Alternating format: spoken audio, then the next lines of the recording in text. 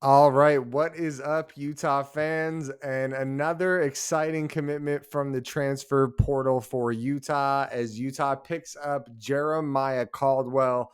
This guy is one of the top JUCO players in the country. Very exciting player, dynamic, causes turnovers, and really does a great job of baiting quarterbacks into throwing it his way and then picking it off like he planned it 5 steps ahead. Very exciting player, guys. Another JUCO safety that's coming over to Utah to make an impact. Think Clayton Isbell. Think Rabbit Evans. Right, that type of player that does really well as a supporting role at safety and has a high ceiling with a high floor. Proven guy.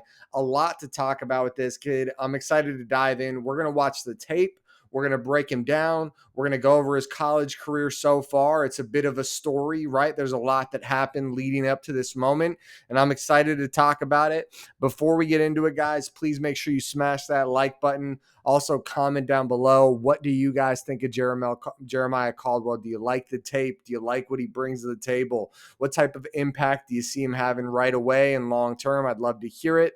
Also, subscribe to the channel if you haven't already. We put out a ton of Utah Utes football content. So if that's your thing, make sure you stick around for the ride. And on that note, let's go ahead and dive in and let's check out Jeremiah Caldwell. Sorry. Let's dive in. Go Utes. Okay, guys, so let's take a look. Like I said, a really interesting prospect. And real quick, before we dive into that, let's just take a look at Jeremiah Caldwell and what he's done, kind of who he is and what he's coming in as.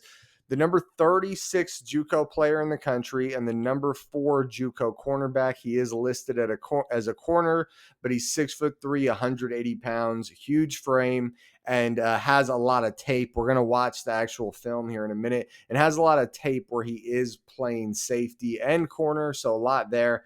What I want to show you guys, though, is this timeline, like a weird timeline with this kid. So this is where he is now, right? In this transfer portal, the announced offers were Wagner, which is JUCO, and then Utah and Western Kentucky. So a couple D1 offers, but really just Utah and Western Kentucky. At least it was out there to the public, right? Maybe once that Utah offer came in, he just stopped talking to other teams. Hopefully, but you scroll down a little, guys. In 2022, he winds up going to Louisville, right? And then he also, it's weird it doesn't show it here, but my data from PFF shows he went to Miami of Ohio for a little bit as well. And then he also, like you look here coming out of high school, uh, a bunch of offers. So Iowa State, Kentucky, Michigan, Tennessee. I mean, a lot of good offers. And like I said, Louisville, a lot of good offers here, guys. And I think, let's see here. Yeah, they predicted he was going to commit to Tennessee. Weird storyline with this kid. A lot going on. And I'm sure that's why so far as this story breaks, you haven't seen a lot of the usual Utah media guys talking about this kid. But I put it this way: he was a sought after prospect coming out of high school. He had a little bit of playing time at Miami of Ohio. I saw 3 games, not graded super well. This was in 2023. I'm not going to dive into the PFF grades because that's all there is. Struggled in coverage in 2023, but was very good against the run. And then winds up going to Miami of Ohio, or goes to JUCO last year, proves himself, and things are looking up in his direction. And like I said, if Utah can take a guy, who knows why he left those programs, but you got to imagine, there's some stuff he could improve behind the scenes, whether that's grades, whether that's attitude. Who knows? I have no idea what the problems are, and um, I'm not going to dive into it because I really have no idea. But we're going to dive into the kid's tape. It's a lot of good. This was a good last year for him in JUCO, and you could tell he made some plays and made an impact. And coming out of high school, he was looked at to be an impact player. We looked at some of those schools that were offering him. Those schools do not offer bad players. So I'm excited to break him down, guys. And without waiting any longer, let's go ahead, pull up the tape, and let's watch Jeremiah Caldwell and see what he's bringing to the table. Okay, guys, and here we go. Jeremiah Caldwell, right of your screen there, and interception. Like I said, guys, this guy makes quarterbacks throw where he wants them to throw. So check out this tape. Boom, just stays right where he is and picks it off. Okay, so I like the play a ton. Just right out the gate, though, one small just thing to point out: the play starts and he doesn't move at all. I know this is weird, a little nitpicky. Like, look, there's a good 2-3 seconds here before he's, or maybe 1 or 2 seconds where he's not moving, and I know that does lead to him getting the interception. But I would say, I think you'll have even better results at tricking quarterbacks into throwing your way if you start moving your feet. I just don't like, I know it's a little nitpicky. I just don't like seeing his feet completely still like that. But onward, great interception. Let's watch it back. If he would have moved his feet on this play to get started, it would have been the perfect play. Either way, really good play and an interception, pick six. Great work. So he's out here at cornerback this time, one on one, gives his man space. A lot of swagger, a lot of fluid movement to his as he moves around the field. And look at that, dude, very physical, and you like that he's a big guy that's not afraid to get physical. So tall guy, the receiver's getting there, boom. A little late to put the hands on him, but I'd rather a guy that's willing to get physical than a guy that's not willing to get physical. Okay, and he's top of the screen. They try to throw one on him. Big mistake. This is Jeremiah Caldwell Central. Boom. Again, guys, he makes the quarterback's throw, and he definitely an athletic guy. Look at the closing speed here to turn this into an interception. He creates a situation where the quarterback thinks this wide receiver is open and then turns it into an interception. Let's watch it back one more time. Oh, the quarterback tries to bomb it over the top. Not around here, dude. That he is fast. That play made him look very fast. Okay, right here, dropping back. So I will be a little nitpicky here, and I do think this is a fair call out by me. So watching this play, let me watch this back. So look, watch, drops back here. He's the safety there. He's basically walking backwards, standing straight up, and that's not what you want to see when a safety's backpedaling, right? You'd like that a little cleaner, just being real about that. But he does turn it into an interception, so it's hard to complain. But I would say that I'm going to take a quick pause in the tape just to mention something where this guy seems like he could use a little bit of work on technique. He has a ton of athleticism, and he's going into a program that is undeniably up there with any other program at developing this specific position. And he has a ton of swagger and confidence, but at Utah, this is the position we develop better than anyone else. So I like the fit, and I like where he needs the work and where we'll provide the tools for him to get the improvement he might need. Okay, so he's in here at corner. Okay, they try to get one on him. Big mistake.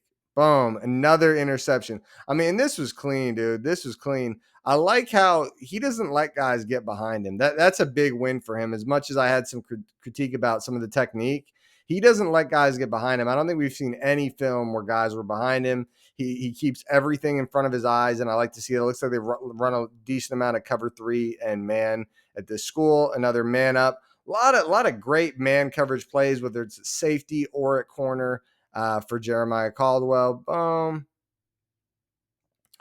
Like that. Oh, man, what a play. Okay, so I'm going to point this one back. The guy does get a little ahead of him. Oh, a little too far back. So right here, watch. He's played off on the guy, and the guy gets a little ahead of him, but he's right there. I mean, this is still great coverage, even at the FBS level. He was right there where he needed to be to make the play and turns it into an interception. All right, you see him here, middle of your screen. This view is really zoomed out here. They tried to force one in there on the slant route. They can't get it done, and he breaks up the pass. Great play by Jeremiah Caldwell. Man, okay. I'll tell you this. I'm going to pause here. I really, you know what? I'm going to end the video part of this, and I'm going to give you guys my final thoughts. I think we've seen enough. We're almost at the end of the tape, and I'm going to give you guys my thoughts on Jeremiah Caldwell now. Okay, guys, final analysis on Jeremiah Caldwell here after watching the tape. Not a ton of tape showing him tackling. Not sure what that is. So I wonder what he looks like when it's, time to get his hands dirty, and maybe that's deeper into the tape. I didn't see it in the film I watched, but I liked a lot of what I saw, guys. I really did. I thought we saw a lot of good film, and he looks like a guy that can really bring a lot to the table. Some of the technique needs a little bit of work, right? Like, I didn't like that play where he's not moving his feet at the beginning of the play. I didn't like when he's deep deep third on that one play, and he's just like standing straight up backpedaling. That's sloppy. That's you're too far into your college career to be doing that, right? That's like you wouldn't want to see a guy doing that out of high school, just being real. But this is a star player. This is a beast. And I think one area I really liked where we saw him was the bump and run coverage. There's a play at the end there where he presses up on a man and really looked good.